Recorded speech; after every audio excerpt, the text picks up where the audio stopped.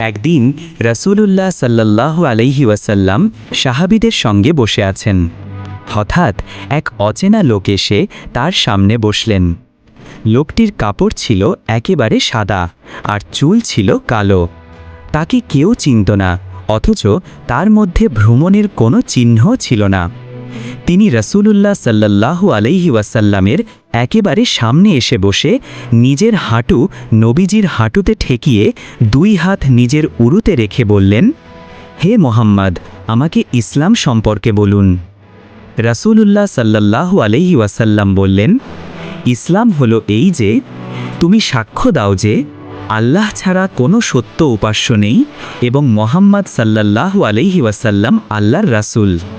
তুমি সালাত কায়েম করবে, জাকাত প্রদান করবে, রমজানে রোজা রাখবে এবং সামর্থ্য থাকলে কাবাঘর হজ করবে।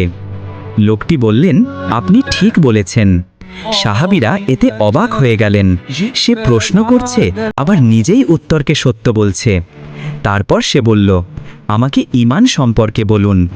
রাসূলুল্লাহ সাল্লাল্লাহু আলাইহি ওয়াসাল্লাম বললেন, ঈমান হলো তুমি বিশ্বাস করো আল্লাহর প্রতি, তার ফেরেশতাদের প্রতি, তার কিতাবসমূহের প্রতি, তার রাসূলগণের প্রতি, আখিরাতের দিনে এবং তাকদীরের ওপর এর ভালো ও মন্দ উভয়ের প্রতি।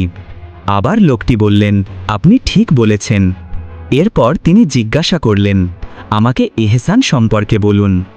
রাসূলুল্লাহ সাল্লাল্লাহু আলাইহি ওয়াসাল্লাম বললেন, ইহসান হলো তুমি আল্লাহর ইবাদত এমনভাবে করবে যেন তুমি তাকে দেখছো।